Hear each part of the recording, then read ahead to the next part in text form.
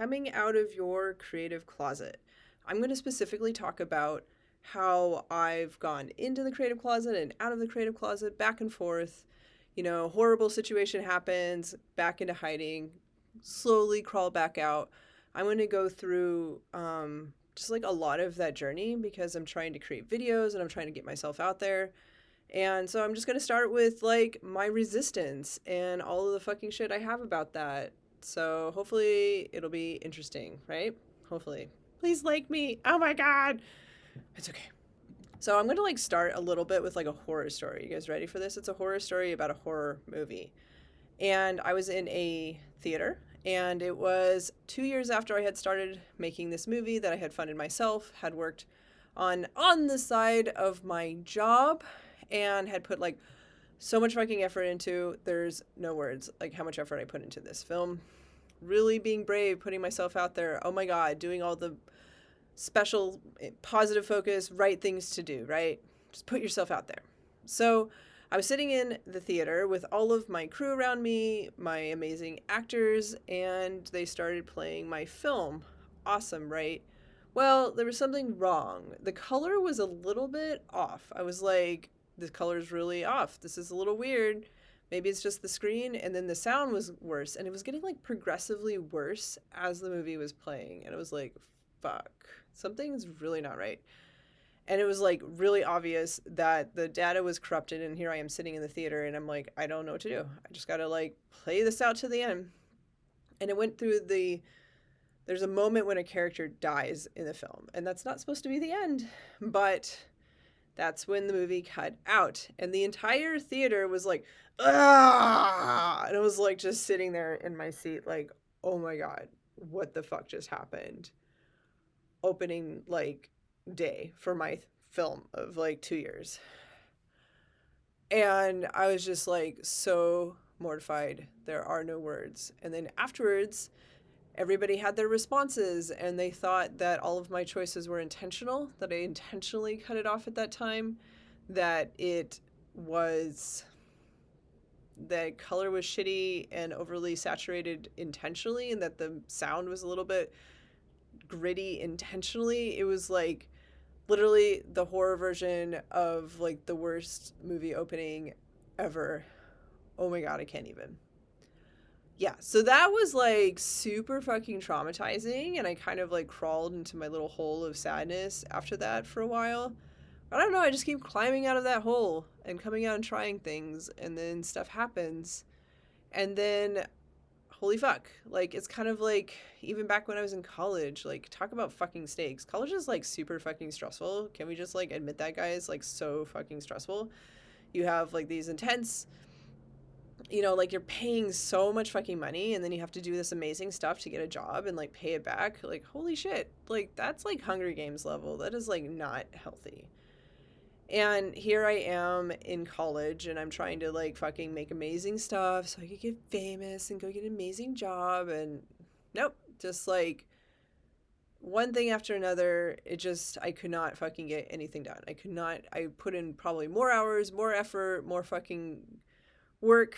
I'm really talented. And no, it just was one failure, one collapse after another. I feel like I've just always had to do life on hard mode and watch everybody else just like run ahead and be amazing.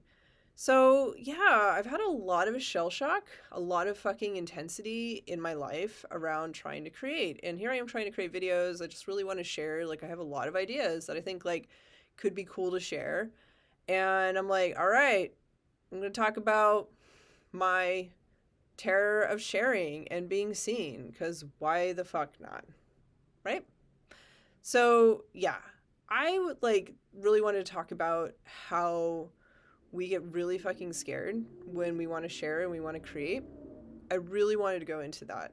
So here we are going to go through like kind of like some cool notes and stuff that I really like. I started like writing down and really collecting from all this stuff. Okay? Super excited. Let's do this. Yeah, so like all this fucking shit like really made me feel like afraid to show my stuff. Like super underestimated, like sorry, not the right words for that, but like like it's like fucking A, like I'm like, talk about fear of failure. Yeah, like fear of failing more, maybe, and fear of rejection and fear of looking stupid, like again. And also, like, I realize it's like once you start something, you have to like maintain it, and that's like a whole other thing. Like, there's times when I created something and it was like I just got burnt out and I couldn't keep it going. So I like let people down. So it's like I have all this like fear of like letting people down. And I was like, should I just like deal with one fear? And it was like, no, there's just like a lot of fears. And I'm just gonna talk about all of them. Yep. Um, but despite it all, I'm just like, I really want to make videos. I want to start drawing art again. I broke my hand a little while back, so I really want to get back into drawing again. And I just like really want to be seen. Like, let's be fucking honest. Like, any of us artists, we want to be seen. And that's kind of the point. We want to be seen and we want to share our stuff to other people who are like, oh my God, I love your stuff. Like, that's kind of like my stuff. And then you're like not alone in this giant, vast universe of like people who don't like seem to connect to each other that much. Yeah, you just want to like connect to other people and be seen. So I had this experience where I was teaching students, I don't know, maybe 2 months ago, math. But they were students who were graduating this year from an art college in Boston. A friend of mine was like, yo, like, come do some portfolio reviews, help give them that extra push for their senior year. So talk about like such a big mirror of that whole situation for me. Like, it's like, yay, like, but at least I can help them out, at least I can like give them some feedback from like my 15 years of work and effort in the industry. At least I can like give them some tips and stuff. And I'll be honest, like a lot of them are really cool. And like the biggest thing that stood out for me with their stuff was like they had these really amazing stories, but it wasn't coming across clear and it wasn't coming across strong enough. And really the core issue was like they weren't sharing their true story. They weren't telling the actual story they really wanted to tell because they were like making it a metaphor or dumbing it down or something. I'm like, dude, tell the actual story you want to tell. Like, there's one person whose stuff was like a lot rougher, but I'm like, dude, like, you're telling your story. You are sharing your truth. And that's actually really entertaining. It was like I should mention, like, that guy, his stuff was probably like the quote unquote least quality drawing, but because he was so bold in the way that he was sharing his stuff, it like came across. Like, how many like animated shows of like really weird, ugly drawings, and yet people really relate to them because it's like they're just honest and they're just sharing like something that people give a shit about. One thing I really got, and I was like, oh my God, I'm writing this down. It's like, you need to be ruthlessly honest about the story you have to tell. You need to own your own unique perspective. People want it. People don't want another rehashing of somebody else's perspective that they watched like 1,000 times. They want a new, unique perspective. So the more honest you are about your own perspective, the more that you're going to be able to share something new and interesting out there to the audience. Like, example, like if you want to write a horror movie, don't dumb it down. Write a fucking horror movie. Make people disturbed. Yeah, some people can be like, ew, gross, not my thing. But it's like, those aren't your audience. You want the horror junkies to watch your stuff. Like, also, like, something more sensitive. Like, if you want to tell a story about a woman realizing she's a trans man, she, he, they, he, she, you know what I'm getting. You know where I'm getting at. Anyway, so just tell it straight without metaphor. Just, like, tell it like it really is. Tell your story like it really is. Like, tell your story how you want to tell it, and don't try and make it for everybody, because then it would be for nobody. Like, don't be vague, don't beat around the bush, and don't use complex metaphors to tell your story. You will just confuse the audience and rob them of the gold you have to offer. So if your story or art is confusing, ask yourself these questions. Got some questions for you, all right? So, like, ask yourself, what am I trying to hide? Ask yourself, what do I really want to say?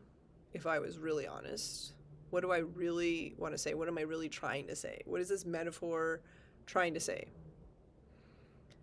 Also, how can I be super clear about what I really want to say? Like, cut to the chase. And how can I bring the audience into my story? Like, actually show them and give them the experiences of the actual story I want to tell. Like, it's good to use metaphor as long as it's like only amplifying the story you want to tell. just like be clear and simple and straight about your story. Unless it's a gay story, then don't be straight about it. But like really it's all comes down to like the fear of rejection, right? So the main reason we hide in the closet is because we're afraid of rejection. Really what we're afraid of is we're afraid of feeling shame. But like shame is like a biological mechanism in our body that's like how many millions of years old? So kind of hard to avoid that. But the biggest thing is like most people are different from us. Most people aren't going to get what we want. That's fine. That means actually like you don't have to waste time on those people. You don't want to connect with those people anyway. You want to connect with people who are like you. So the more specific you are, the more you're going to reach people who really care about what you have to share. And you don't have to worry about all these people. So you can just like filter them out. So instead of rejection, just think of it as a filter to not waste your time. We only got so much time, guys, and so much energy. We want to reach the people we really care about. Yeah. So when we're afraid of rejection, we'll do things like, but also me, we dumb our work down. We make it smaller, less loud, less abrasive, or less cute, or less colorful, or whatever it is. We just make it less. And then it's like, then we're nothing. Then we hide. And it's kind of like, why are we even doing this? Or we work on other people's stuff. Like, that's been my thing. It's like, I'm terrified of creating my own stuff, so I just go work on show after show after show and never create my own stuff, and that's just like really sad. And I really want to move forward with life like sharing my truth, sharing my own stuff. That's like really important to me. And oh yeah, we don't even create. That's like another thing too. Like we don't even create things. We don't even show up. We don't even create. And that's like really sad too. And like I do want to get into like another kind of situation. So it's like sometimes we go hide in the closet because we're like grieving. We need the quiet and the like solitude to just like process something. And I think that there's a lot of stuff in like the self-help field and like just the go-getter amazing field or whatever out there culture where it's like you got to do amazing things all the time. And I'm just like, do we? Like that's kind of exhausting. Sometimes you just need quiet times to like collapse and not do things and be in your closet and only be in there with people who are really safe and secure. So it's like, I'm not telling you like always go out and put yourself out there all the time. You know, it's just allow yourself those times to be in the closet. But then when it's like, holy shit, I feel like I'm suffocating in this closet, that's when you're like, okay, time to move on, time to get out of the closet. So I'm going to like tell a story about an accident I had. I won't even go into the accident. I'll go into that in like another video. But I was in an accident, freak accident, long story. But I broke my hand and like my drawing right hand. So I'm kind of on a journey still of trying to draw again, which I'll be honest is still a little scary.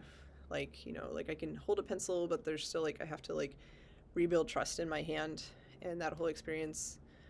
Also, I like worked my ass off a lot when I was drawing for a living, and I'm just like kind of exhausted thinking about it, but I'll get back to it. So I wouldn't like hide, and I grieved and I healed. And also like the accident, like I couldn't walk very well, like at all for like 2 months. And just the journey of like walking again. Wow, I took that for granted. Like things like picking up stuff with two hands. Like I had to get a cutting board with little spikes in it so I could like cut with one hand. My roommate's like, "Why'd you get a new cutting board?" I was like, "Cause this is a one-handed cutting board." And he was like, "Oh man, I'm an asshole." And I'm like, "Yeah, you're an asshole, but you're cute." But like, basically, like I just like really learned to appreciate my body in such a degree that there's no words. But anyway, so yeah, so like I've been on this journey of rebuilding my body. These muscles, I'm getting muscles again, guys. Like I've been like it was like I really needed a lot of love and support when I was kind of like hardly functional. But now I'm like actually hitting the gym again. I am lifting more weight than I thought I ever could, which is crazy. And this is after how many months after the accident? 4? I don't know. I lost math. So I'm like getting back out there, like literally physically leaving my house. Super excited about that. And yeah, I have to tell you this story. So like I was sitting at the gym stretching, and as you do at the gym, And I'm like right next to all the punching bags where all the kickboxers like hang out. And there's always like the big buff guys, or like they tend to be like more the lean, mean fighting machine types, and you're just like, damn, that guy could punch me with their finger. And there was like this new guy there, and I was just like literally transfixed. I could not even. I was like, I hope he doesn't mind me staring. I'm like, this is so awkward, but this guy is amazing. And was he all big and buff and amazing? No, but he was the fucking most amazing person there. Why? Because I'm not sure what he had, but perhaps polio, because he looked a lot like my friend who had polio when they were a kid. Kind of had like, a hunch, but also like you could tell he fucking works his body. Like, holy shit. And he was like lighting into those bags, like putting his all, and like you could tell he's like really trained. And I was just like, oh my God, this guy is fucking amazing. I can't even with this guy. Like, I was just like, I want to like film him, but that would be rude. So I'm just going to try and remember it with my eyes. And he was just like literally the most amazing person I've ever seen at that gym. Because was he the best athlete? No, he was not the best athlete. Was he the strongest, the most fit, the coolest looking, whatever? No, but he was the fucking most amazing because he was the bravest person there. You could tell like every punch, every kick meant more to him than anybody else on that floor. And for that, he's my new hero. Random punching guy who was awesome. I was going to go say hi to him, but then he took off. And I was like, no! But hopefully he'll be back and I'll find him and I'll be like, oh my God, I made t-shirts. They're amazing. Yeah, but I like, just like little like serious note, like that was like the best example of showing up despite your past, like owning your past and showing up and just like being seen and being okay with, I mean, I'm not saying he was okay with it, but like his confidence was really amazing. And just like being okay with where you're at and not needing to be the best, because there's this idea that you have to be the best to show up, when like he was way more interesting and fascinating and inspiring than anybody else there. Was he the best? No, but he was the most vulnerable and brave and honest. So that's all to say that like people are human. We're humans. You're human, I'm human. And we want to see other humans. Like, people are messed up. They're like complex, they're gross sometimes, but they're also beautiful and glorious and amazing, and people want to be able to see all of that. They don't want to just see this shiny, perfect version of things. People are more fascinated with being able to see the mirror, seeing like, oh my gosh, like that person's like me. We're the same. We both get to be like kind of fucked up together, but also like this is super fun. They want you and me and everybody to like boldly express your unique views, your unique beliefs, your unique hopes, your dreams, fears, devastating failures. This is what people crave. Like, they want to not be alone in their own shit.